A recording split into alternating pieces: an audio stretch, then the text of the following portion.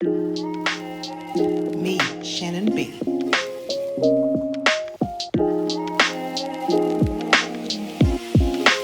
Shemaine,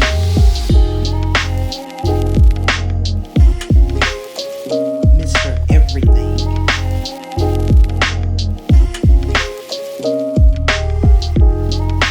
And you are now tuned in to Morality Check.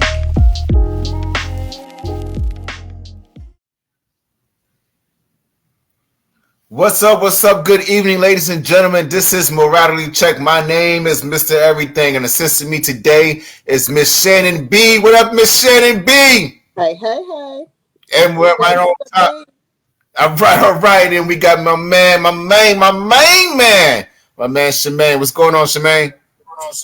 Hey, just living life, man.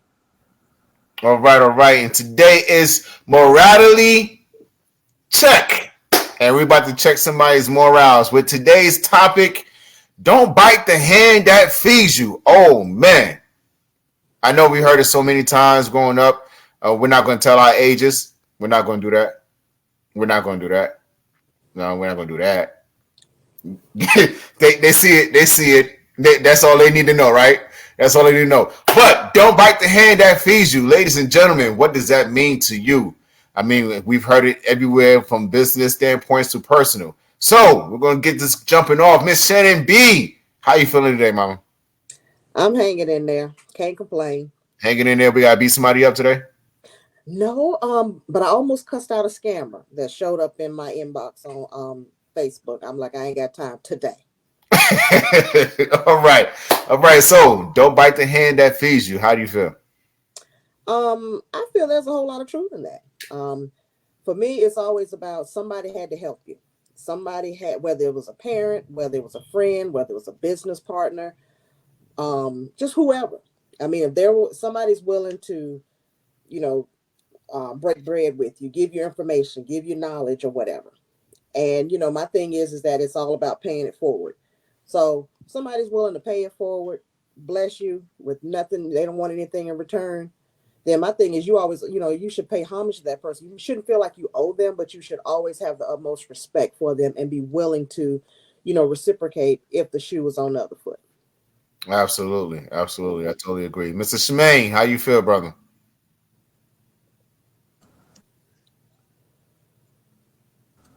So, yeah, I'm hanging in there today, buddy. Hanging in there, brother. All right. We got to beat somebody up. You look like we need to beat somebody up. Yeah. Hey, I'm opening all of it. I'm with all the smoke today. I'm in my car. Don't even worry about it. Got the keys. I'm in my car. I can't fight, but I win. Windmill. We just need somebody to catch the blood. Oh no, I be them threw up then, but I windmill. I got you. I windmill and I'll run them over. Won't she do it? Won't he will? Harley live. So don't bite the hand that feeds you. How do you feel about that? Me personally, that's an everyday world thing in my world. People that have big hearts, they go through this a lot. So it's always a situation where someone is always trying to bite the hand that feeds them. But eventually I do want to talk on this about how sometimes it's our fault because we enable ourselves to enable them. So if you take yourself out of the equation, then there will be no more feeding. You feel me? And so you have to look at it on that aspect as well. You can't just say you can't bite the hand that feeds you because somebody shouldn't have been feeding them in the first place. Not everybody needs to be fed. Some people need to figure it out the hard way. And sometimes more often than normal, they do. All right. And with all of that, I mean, don't bite the hand that feeds you. I mean, you got people that are turning back on you after you do so much for them, and it'll curse you out and tell you ain't done nothing for them or you ain't crap or whatever. But as all saying goes, you can lead a man in the water, but you can't make him drink.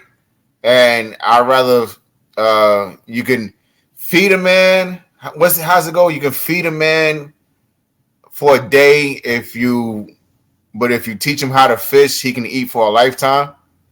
Is that how it goes, or something like that? So that falls into play along with that as well. Don't bite the hand that feeds you, because if you didn't learn something from me, how would you gonna be able to know how to do it? Miss Shannon B, tell me about a situation where you've helped somebody out and then it backfired on you and they pretty much bit your hand as you were trying to feed them some information or maybe some money or a place to stay or something. Let us know. Well, people that know me personally know I'm crazy. So I ain't really gonna be, letting you hold my money and all that other stuff because I got to keep my coin shiny in that regard. But I think a lot of mine comes from, and I guess I use it in more of a business sense. I'm in the financial services industry, so a lot of times I give out, free nuggets of knowledge to people, and a lot of times what I have, ran across sometimes is giving out that knowledge because I realize that not everybody can pay a fee. I get that. I get that you have to be able to, meet people sometimes where they are. And I'm like that because somebody met me where I was at. I always remember that. And everybody, I always give everybody an A. But what I had started to notice was that, sometimes whenever you try to help somebody, or at least me, trying to help somebody, trying to help them with a budget, trying to help them to get their life, like Tamar Braxton said. And, next thing you know, it's like, okay, thank you, Shannon. Thank you. I appreciate you looking out and everything. But then all of a sudden you keep telling me you ain't got no money and I believe in it. But then all of a sudden you're going to get your hair done. You're going to get your nails done. You're going to get a pedi done. But yet still you telling me you ain't got no money. And not to say I was asking for any money, but you knew what my fee was. But here I am trying to help you because once again, I'm trying to help you to help yourself because somebody, help me.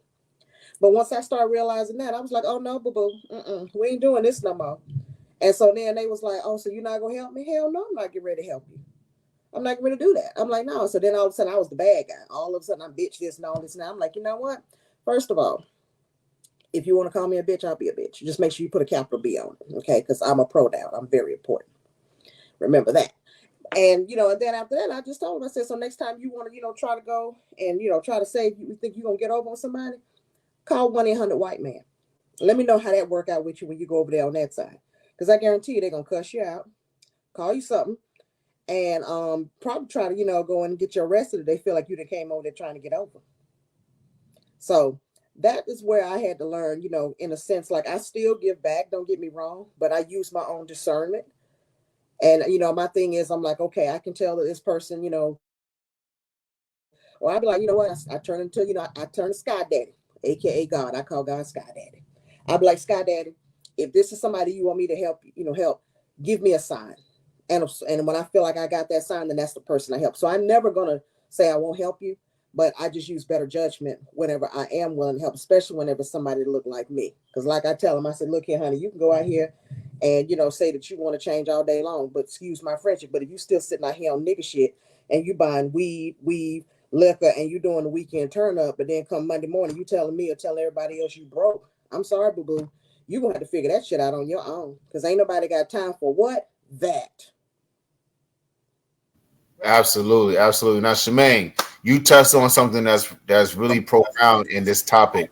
That's becoming enablers. A lot of times we say don't bite the hand that feeds you, but I think we actually like how does that work in terms of us enabling them? Like are we doing things with the intent of them returning the favor? So like say if a family mother come through and say, oh, I need $100 to get this light bill paid, and if you can look out for me, I really appreciate it. And then turn around a year or two down the line and now same situation happens. It's like, yo, can you look out for me? I got this situation. And it's like, nah, I ain't got it, or I want to do it, whatever like that. Or how does that work in that sense of enabling someone? All right, so I'm a big on analogies. So I'm gonna use this analogy. Remember the paycheck loans where you would go to a place and get a paycheck loan and they would give you a certain amount of money in lieu of you paying it back when you get your paycheck? So one of the main reasons why they got rid of it was because they had to realize if you don't make more money than you were making before, how are you going to pay this debt off? You see what I'm saying?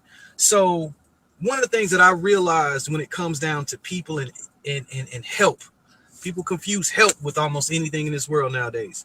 But it's fine if you plan on helping someone, but don't plan on getting it back. You know why? It's because if they didn't have it before, they probably ain't gonna have it again. You know, and if they don't have it again, then down the road they're probably gonna go through that same situation and they're gonna need that money right back again. So always count it as a loss. My mom always used to tell me, don't let someone borrow something if you don't plan on getting it back. You see what I'm saying? Because it always comes down to that. I've been one of those people that I've got a huge heart, so I'm always letting someone stay with me. I've had a total of 10 people that live with me in the past 5 years. And this is in my household. Keep in mind, I'm single with no kids, no wife, no girlfriend. But I'm always letting someone do that.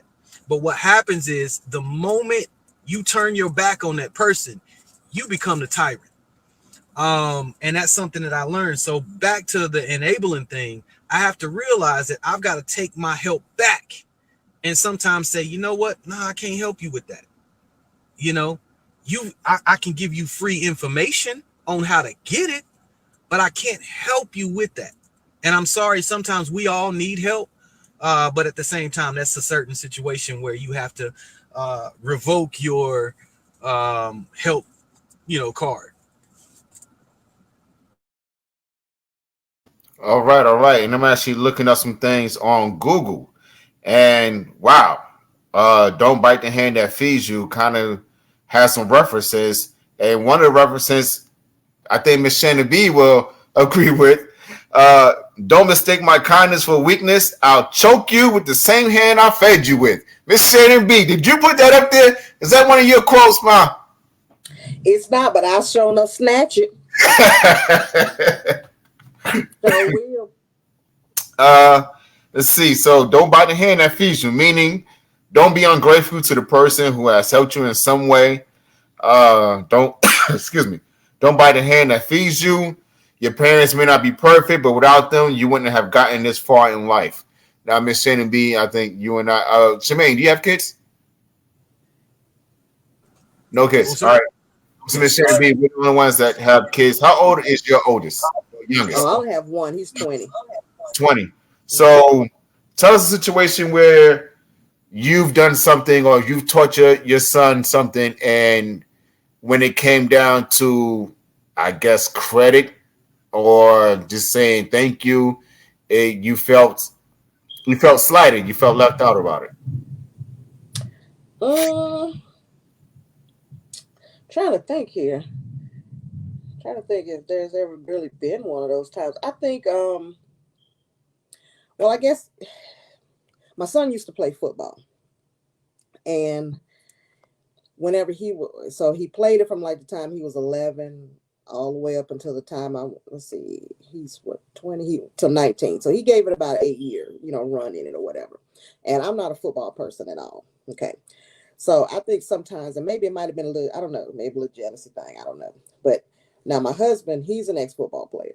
So they share that. The two things they share, like they are both ex-football players now, and both of them are Mega Psi Phi members. So I remember back whenever, my son was in high school. Now, I would go to all these games, and I'm out there screaming and hollering and, just acting a plum fool. Don't know what my son was doing. All I knew, he was left tackle and he opened up somebody's backfield. That's all I knew. But it was just like, no matter what, no matter how much he heard me, no matter how much he saw me, no, he'd make a beeline past me to go over there to his daddy. And I'm like, excuse me. Did you not see your mama standing here? At the time, my husband working third shift. My husband sitting over there asleep and, knocked out. I'm sitting here embarrassed because he over there snoring, and my husband is a loud snorer. So I'm like, you waking up all the cows and everything that's out here in these fields somewhere. But I was like, boy, every time I turn around, you want to act like your daddy the only damn one sitting out here. Don't you see me sitting out here? He was like, well, yeah, Mom, I see you, but I'm like, but nothing. I want some credit too. Because there are a lot of parents out here who ain't coming. But every time I turn around, where's Dad? Is Dad here? Dad, did you see this? Dad, did you see that? I know I don't know what the hell you doing. But you can still at least say, Mom, did you see me? I'm screaming his name when he walking across. He act like he don't see me, but he see his dad, and they got to do that to each other. So I used to be like, I feel a certain kind of way. And I'm like, I ain't coming. I'm not going to come. And my husband's like, okay. And then like 10 minutes before he get ready to leave, I'm like, wait a minute, let me throw some clothes on. I'm coming. I thought you said you weren't coming. I'm like, I know, but I got to go see my child. I got to go see my baby. But then I guess like once he got out and he went to college, and then when he got to college and he started to see it was a different ball game, that's when he was like, I told him, I said, this is going to make a break. Either you're going to want to keep going or you're not. And my son was like, I don't want to do this no more. I'm tired. You know, I'm 19 and I feel like I'm, you know, about 40 something or whatever. No disrespect to your mama. But he was like, I don't want to do it. And I said, okay, fine, let it go. But he realized then when he saw other people whose parents didn't have the ability to make it out. Some parents had passed away. Or, you know, some of them, their mom is gone or whatever, or they come from a broken home. So he started to understand like, dang, I really need to, you know, give my mama some kind of props. Like, don't get me wrong, like he ain't, you know, he's a humble child. You know, I mean, me and my husband, we was big on that, but it was just that right there, that thing right there used to tear my damn nerves up. I'm like, your dad over here, oh. And I'm over here screaming and hollering. His number was 50. I called him my beast. I'm like, there go my number 50. And no, he over there, where's, you know, the dad, did you see it? Your daddy over here sleep. So yeah, I know that might have been a little petty, but that still hurt my little feelings. And I understand, but I think it's more so it's a connection. You know, it's a father-son thing. They're both, you know, they're in the same field, so it's more so of like, Dad, did you see me? Did you see me? It's like Mufasa and Simba. Dad, did you see me? Did you see me? Like you never saw Sarabi. You know, you always saw Mufasa and Simba. So I can see how you can feel slighted with that, but you know, you got to understand that it was a father-son connection. Shemaine, I get it. I still hurt my feelings. Being a businessman, running a business, I'm sure you're in an opportunity with somebody who really didn't deserve it and turn around and gave you their ass a kiss. Let's hear about it, brother. Ways. You know what? Can I switch it a little bit? Absolutely. Somebody that didn't deserve it, somebody that did deserve it. Can I switch that right quick? Go for it. All right. So I want to give you guys an example. I had a young man that came to me once that he wanted a MacBook Pro. And make a long story short, he was working for a company, got fired, but he had appointments lined up to get a new job. So he came to me wanting something and decided that I didn't have what he needed, but he really wanted that machine. So what I ended up doing was saying, you know what, man, I'll get you this machine. You just pay me when you get your checks. He said, bet, man. So ended up giving him the MacBook. He worked it out. He went to the job interview. He created he had to do like a, what do you call it? Like a presentation at this job interview. And when he did that presentation, the company actually bought his patent from him. So instead of him getting a job that he thought he was going to make $60,000 or $70,000 potentially, he's now making $150,000, and he's completely a different person because they gave him, I think, $3.5 million. And so that's interesting how paying it forward works for you. Now, I didn't have to help that young man, but I did. But I saw that by me giving that seed that he was going to do the right things with it. Now, fast forward 7 years into his position, this young man just put water in a town in Africa. And one of the main reasons why he did it is he said, because somebody had to help me. And so that's strong to me. So that's one of the reasons why I can't say that every time is going to be the same experience by the hand, being bit by the hand that feeds you. But at the same time, sometimes you got to make that decision morality wise and say, you know what, this person deserves to be helped. You know, so at what point do you know whether you're really doing the right thing in that situation? So that's one of the reasons why I wanted to kind of switch it right quick, because that's a perfect example of the opposite of exactly what we're talking about today. Absolutely. Thank you for sharing that. We appreciate that. Quick question. Did he give you the money back? Did he sign the favor or anything? What's interesting, when I was at my lowest point about a year or two ago, he actually reached out to me. He gave it back, yeah. But he reached out to me and said, oh, you know what? I still owe you some money. And I was sitting there thinking in my mind, like, he don't owe me no money. He gave me my money, but okay. He actually ended up sending me a check for like $850. And I was just like, what's that for? And he was like, that's for the original price of your MacBook. You sold it to me at a discount anyway. I want to pay in full again for that price. So he paid it forward. Amazing. Love to hear stories like that. What's that? I said his name. His name is Joey Sanchez. Awesome guy. Awesome. Joey, if you're watching the show, thank you so much, brother, for being a stand-up guy. One story that I am familiar with, and I don't know if you guys ever saw it, is one where Steve Harvey was on his show, and I think it was like his birthday, and they were doing surprises throughout the entire show. And he was like, look, man, like he's crying because, they kept throwing surprises out, and he kept telling the people in the backstage, like, look, no surprises. And one of the surprises was this couple who helped him when he was in his 20s. And he said he was at his lowest point. The guy gave him a job. They put him up in a house, and, he ran up a large bill flying from one city to another, trying to make it as a comedian. And he said he had been looking for them for years. And just couldn't find them. People move, change locations, however. And he said, look, man, I got money now. So he flew them out to the show. He put them up really nicely, probably threw some money in their pocket. So that's one of the things you had the mindset. And it's all about the morale of the individual, the upbringing. And I don't even want to say the upbringing because, you might be brought up one way and you think something different. I mean, look at white people. Some white people brought up one way and then they turn around and realize it's not that way. We're not going to get deep into that until another day. But, it's not so much as the upbringing. It's more so as the individual and your personality and your humanity. Is being able to pay back the individual who helped you in your lowest time, or when you didn't have anything, or you just needed a little extra boost to be able to get from one point to another.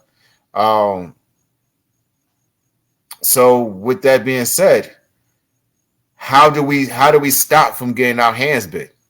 I know Shemaine touched on it a little bit, is not being an enabler. But sometimes we can't help it. Sometimes it's our kids. Sometimes it's a strong family. It's a parent or something.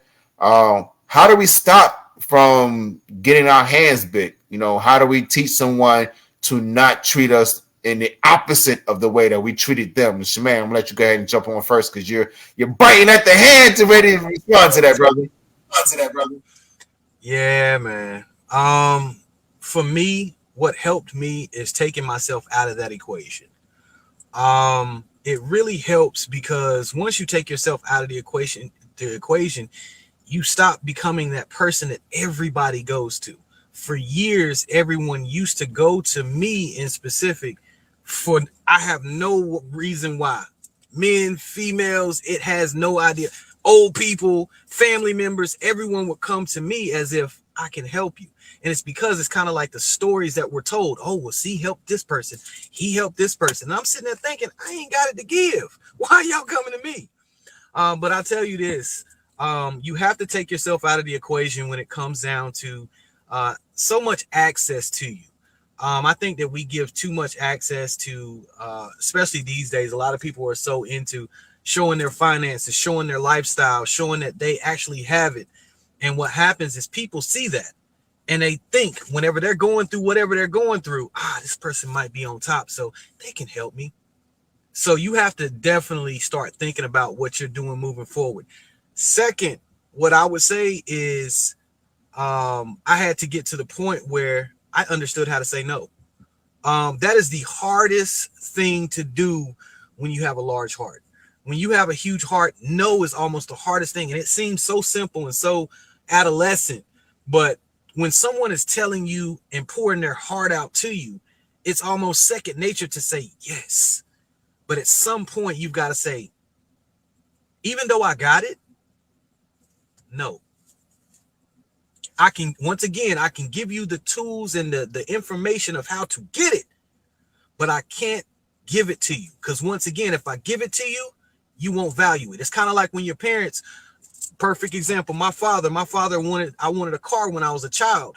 My dad would never get me that car. My dad made a lot of money at the company that he worked for. And I wanted that car so bad, and I couldn't understand at the time why he wouldn't give me that car. The next week, after I asked him for this Eagle Talon, my aunt pops up with a Nissan Sentra, brand new, candy apple red. And I'm sitting there like, Daddy, why didn't you get me that car? I wanted it. It's so bad. It was cheap. He said, I want you to work for it, son. And I never forgot that. And I swear to you, I have never asked for a thing since. Amazing, amazing. Miss Shannon B, what you got?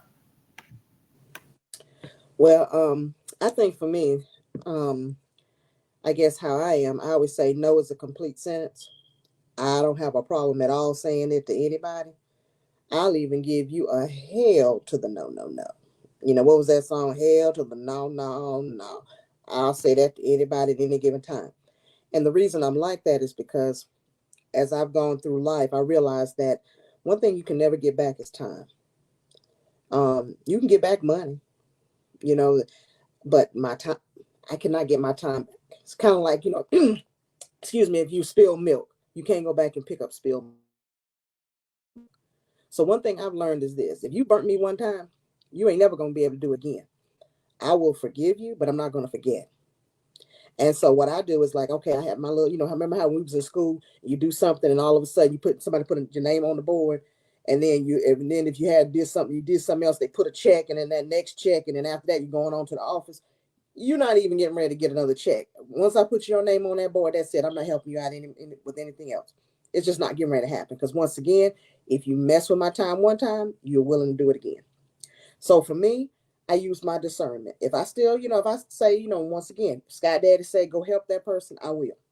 But if it's not laying on me to do it, I don't care if it's family. I don't care if it's a best friend. I don't care who it is. Because at the end of the day, like I tell people, two things you're not going to do. Get on my nerves on whatever day of the week it is. So what is it, Wednesday? So I tell somebody in a heartbeat, what you're not going to do is get on my nerves, not on a Wednesday. And also what you're not going to do is waste my time. Because once again, I can't get my time back. And my time is valuable. I mean, in my 46 years, I thank God every day that I'm here. But I have, you know, had friends, family members that passed away that never made it to even see 40. So for me, it's a personal thing. You're not going to waste my time. And I'm not going to let you waste my time. So like I said, if you, you know, did me once, you know, one time, did me wrong one time, you ain't going to do it again. What's that thing? Once bitten, twice shy, whatever they say. Oh, no, it ain't going to be no second time around. You can go to hell. I tell anybody, you can go to hell and get with gasoline draws on and a handbasket for all I care. But I ain't getting ready to help you. I don't give a fuck what it is. You know, nope. I'm like, oh, well, you know, they be like, either give me like all this is my water. Somebody can say, I need that water because I, you know, if I don't drink some water, I'm going to die. I'd be like, well, safe travels to the afterworld. I hope you make it. But I ain't giving you shit because the first time I gave it to you, you didn't know how to appreciate it. So what makes you think I'm getting ready to do it again? How I know you really getting ready to die, motherfucker? See, that's how I look at people. But like I said, I always say, no, it's a complete sentence. So somebody come over here and say, Shannon, will you help me? No. And then, you know how they look? I'm like, why are you still standing there? Hell to the no, what you want? Absolutely, absolutely. Fool me once, shame on you. Fool me twice, shame on me. That and part. Miss Shannon B ain't gonna give you two times. You got one. Hell to the no. We've lost Shemaine for the moment. We do have one question. Do you stop helping people after you get bit by one person? I see a lot of people not helping out of fear of getting bit more than people not helping just because they don't want to. We touch on that a lot. We touch on the factor of fear. I don't think it's so much as fear. It's more so of experience. It's a learning thing. It's a learning curve.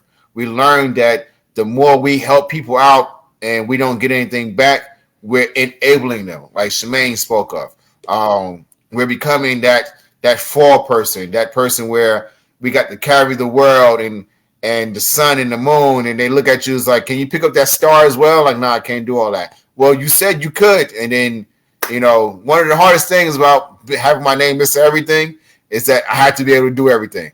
So like situation where I was working at a job and the copy machine broke down. And they came to me and they said, the copy machine don't work. Okay, well, I'll call maintenance. Why can't you come fix it? I don't know nothing about no copy machine. Well, I thought you was Mr. Everything. Give me the manual. Give me the instruction manual. Let me go and figure this thing out. And I actually fixed it. I did. That was nice of you. For somebody to say you miss everything. Kiss my ass. How about that? But we touch on fear a lot. And I don't think it's so much as fear. I think it's more so of experience. I think it's more so as you, like we said a while ago, Miss Shannon B, you fool me once, shame on you. You fool me twice, shame on me. I ain't giving you 2 times. It's only one. It takes 1 time. And it also goes back to the learning of the individual. You feed a man once, you feed a man a fish, you feed him for a day. You teach a man a fish, you feed him for a lifetime. Let's touch on that for a little bit in this topic, in this question. Let me repeat it for you, Shemaine. I don't know if you heard it a while ago, but do you stop helping people after you get bit by one person? I see a lot of people not helping out of fear of getting bit. More people not helping just because they don't want to. So how do you feel about that, Shemaine? Yeah, I definitely don't. I don't make irrational decisions like that. I've got to feel people out regardless. I'm one of those people that's going to help regardless. But if it gets to the point where I meet somebody that just automatically I don't know, and she's like, or he or she is just like, oh, I need this or I need that, I'm going to be weary about, accepting that request. So, I mean, I can say that just because someone does it one time, I'm going to just be like, nah, I'm not going to do that. You have to kind of think about it. You have to also kind of feel the energy in the room, so to speak. Now, somebody that's just basically trying to take advantage of you.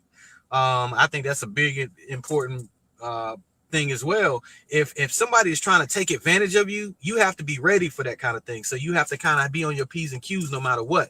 But yeah, so the answer to that particular question for me is definitely no. It's got to be a little bit more than just, hey, I need, before I actually kind of be like, nah, this person full of shit, All right, Miss Shannon B, you want to follow up? Yeah. I think for me, I'll still help people out. And because one thing I do realize that one person is not going to be the same as the next person. So what I try not to do is to penalize, somebody else and hold them accountable for somebody else's actions.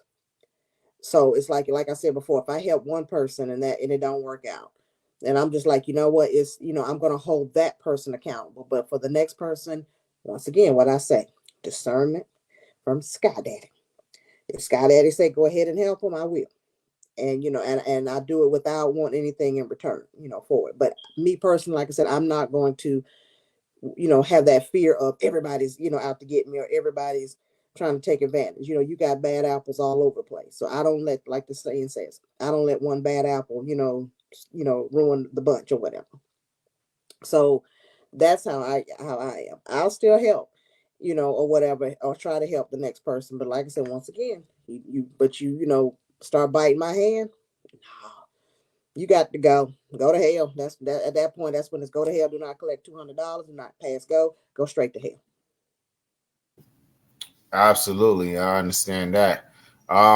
This has definitely been a very interesting topic because it's something that we do kind of experience a lot.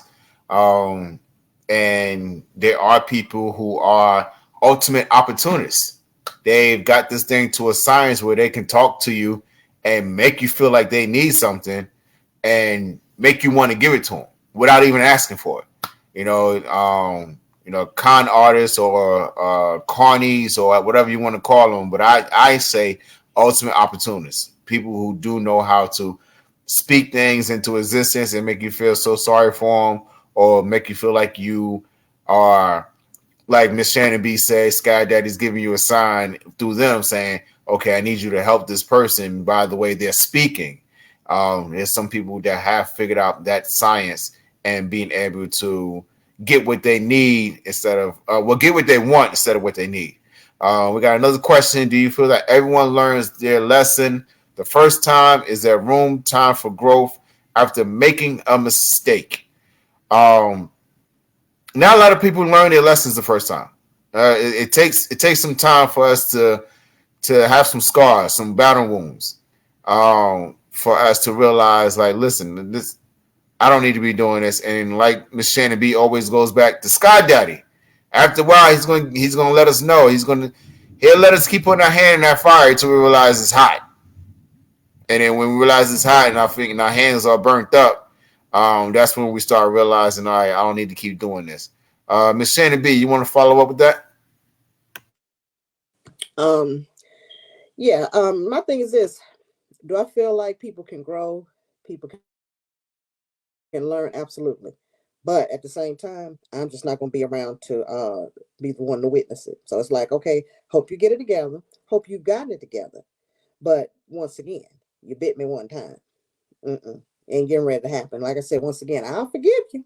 I'm just not going to forget, what happened. So once again, that's great you learned. That's great that you have grown.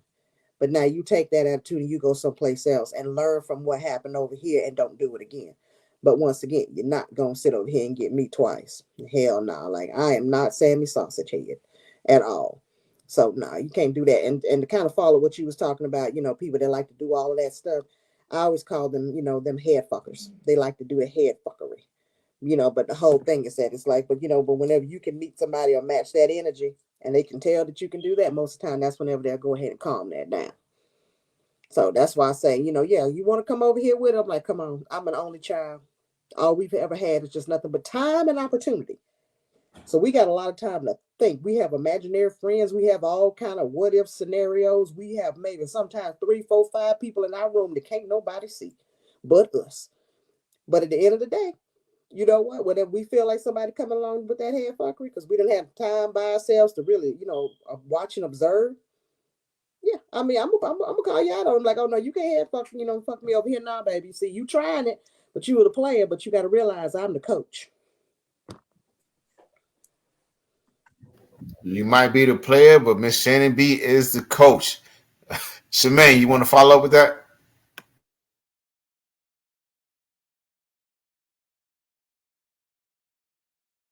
I'm having technical difficulties. Go ahead. No, I was saying, did you want to follow up with the question? Do you feel that everyone learns their lesson first time? Is there room and time for growth after making a mistake? I mean, it's always time for growth. I guess it depends on which mistake you made. One thing that I've learned is you can't count people out whenever they're making any rational decision. Resiliency is a monster, especially when people start to learn where they messed up and how they grow from how they messed up. That's the key. That's what we really want. That's the help that we all look for, no matter what way you look at it. The people that are giving, the people that are receiving, they just really want that help. And that's the help that they really need. That's why I always go back to saying that, it's a such thing as saying, no, I can't help you, but let me show you how you can get where you're trying to get to. And I think that that's very important to think about in this whole process. So everybody's gonna learn. Most people, it might seem like they're not learning from this mistake, but they're learning. But whether they're acting on what they learned is a completely different thing. So you can't always just kind of put everybody in that same category, no matter what way you look at it. So you got to feel things out. You got to start looking at them differently. You got to start paying more attention to each and every person that you're going through these situations with. Absolutely. Well, ladies and gentlemen, I think we come to the end of our episode for today. This is a great topic. Miss Shannon B, what you got going on this week? You got anything up? I said, no, not really. Just still over here on my grind all the time, just trying to keep my coin shiny and trying to keep my karma permanent. All right, Shemaine, you got anything coming up? Actually, I really do. I'm actually going to be moving probably this weekend. So I'll be trying to stage certain things and move forward and do things the best way that I can to not lose focus on the ultimate goal. So I'm going to have a good week. So hopefully you guys do the same. What about you, sir? Absolutely. Well, this weekend I will be wrestling. I have a show in Winston-Salem on Saturday with Control Your Narrative. And then on Sunday, we have our follow-up show in Goldsboro. So it's going to be an amazing weekend. My son's actually going to be with me. This will be his first opportunity with a major company. So he's really excited. He gets to see some stars that he's watched on TV. He gets to meet them in person. So yeah, that's what I got going on right now. So, ladies and gentlemen, this has been the Morality Check, and morally speaking, if you don't want your hand bit, don't feed them. That's pretty much how that goes. Yeah, cut them off at the head. You know, you cut off you cut off the serpent's head, the body dies, or however that goes. However it goes, listen, don't put your hand in that mouth if you don't want to get bit. This is Mr. Everything, Miss Shannon B, my main Shemaine, and we have gave you your morality check.